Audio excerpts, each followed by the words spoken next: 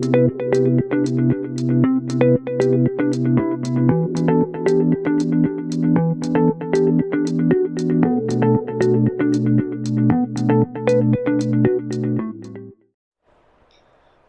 ক্যান্সারের ট্রিটমেন্টে সাধারণত একাধিক পদ্ধতি থেরাপি একসাথে ইউজ করা হয়।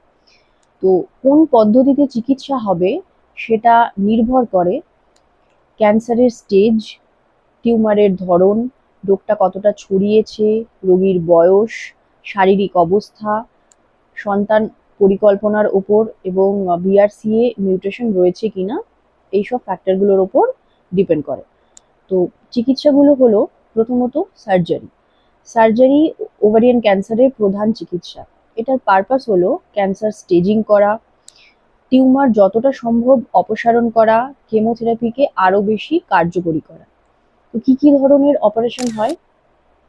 ওভারি, ফ্যালোপিয়ান টিউব, ইউটেরাস কেটে বাদ দেওয়া হয়, ওমেন্টাম অপসারণ করা হয়, লিম্ফ নোডের অপসারণ, অ্যাবডোমেন বা পেলভিসে ছড়িয়ে থাকা টিউমারের অপসারণ।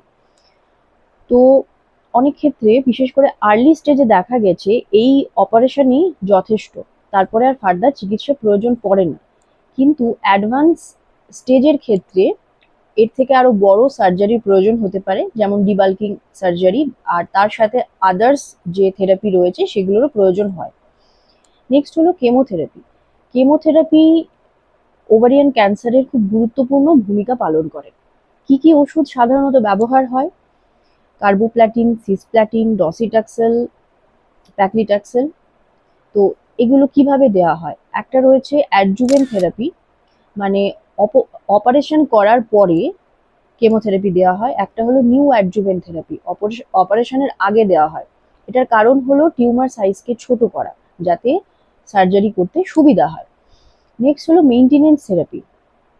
এটা হলো মূল যে চিকিৎসা সেটা কমপ্লিট হয়ে যাওয়ার পরে রোগটা যাতে পুনরায় ফেরত না আসে বা ওই ফেরত আসাটাকে যাতে ডিলে করা যায়, সেই কারণে মেইনটেনেন্স থেরাপি দেওয়া হয়। নেক্সট রয়েছে টার্গেটেড থেরাপি। তো এটার কি কাজ? এটা সাধারণত যে টিউমার সেলগুলো রয়েছে তার কিছু জৈবিক প্রক্রিয়াকে উদ্দেশ্য করে এটা কাজ করে। কি কি ওষুধ আমরা ব্যবহার করি? যেমন পার্প ইনহিবিটার, যেটা BRCA1 বা 2 মিউটেশন থাকলে খুব ভালো কাজ করে। তাছাড়া রয়েছে বেভাসিজুম্যাব।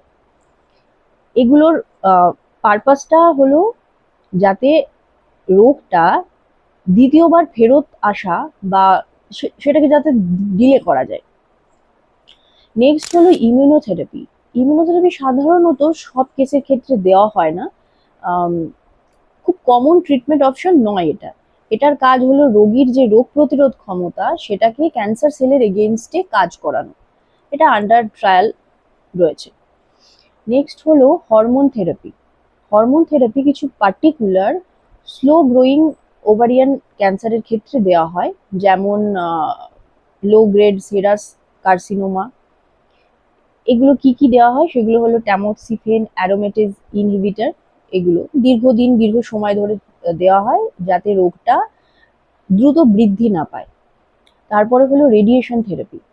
রেডিয়েশনের ওভারিয়ান ক্যান্সারের সাধারণত কোনো রোল নেই, কিন্তু কিছু ক্ষেত্রে আমরা রেডিয়েশন দিই, যেমন খুব পেন হলে পেনটাকে কমানোর জন্য, রোগটা বারবার ফেরত আসলে তো সেটাকে তার বৃদ্ধিটাকে যাতে কমানো যায় বা আর যাতে ফার্দার ছড়িয়ে না যায়, সেই কারণে আমরা অনেক সময় রেডিয়েশনটা দিই। তারপর রয়েছে হাইপেক। হাইপেক জিনিসটা কি? হাইপেক হলো হাইপারথার্মিক ইন্ট্রাপেরিটোনিয়াল কেমোথেরাপি। এটা একটা উন্নত মানের চিকিৎসা এবং এটা সমস্ত জায়গায় পসিবল নয়, পরিকাঠামোর জন্য সম্ভব নয়। কিছু স্পেশালাইজড ক্যান্সার সেন্টারে এটা হয়। এক্ষেত্রে কি করা হয়? কেমোথেরাপিটাকে একটা পার্টিকুলার টেম্পারেচারে গরম করে সেটা অপারেশনের পরে পেটের মধ্যে ওই কেমোথেরাপিটাকে প্রবাহিত করা হয়, যাতে সমস্ত ক্যান্সার সেলগুলো নষ্ট হয়ে যায়। তারপরে রয়েছে মেইনটেনেন্স থেরাপি, যেটা আগেও বলা হয়েছে। মেইনটেনেন্স থেরাপি সাধারণত কেমোথেরাপি বা টার্গেটেড থেরাপি ইউজ করা হয় এক্ষেত্রে।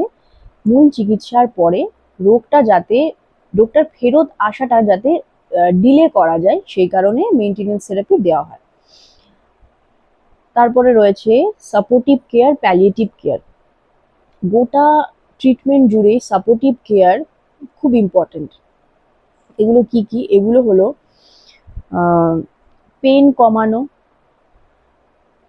যে কেমোথেরাপি বা টার্গেটেড থেরাপিগুলো দেওয়া হচ্ছে তার পার্শ্ব প্রতিক্রিয়াগুলোকে লক্ষ্য করা, সেই মতো তার চিকিৎসা করা, পেটে জল জমলে জল বের করা, মানসিক সহায়তা প্রদান করা এবং নিউট্রিশনটাকে মেনটেন করা, এগুলো সাপোর্টিভ কেয়ারের মধ্যে পড়ছে। আর প্যালিয়েটিভ কেয়ার হলো খুব পেন হলে পেন কন্ট্রোল করা, রোগীর যা যা সমস্যা হচ্ছে সেই সমস্যাগুলোকে যতটা সম্ভব পারা যায় নিবারণ করা।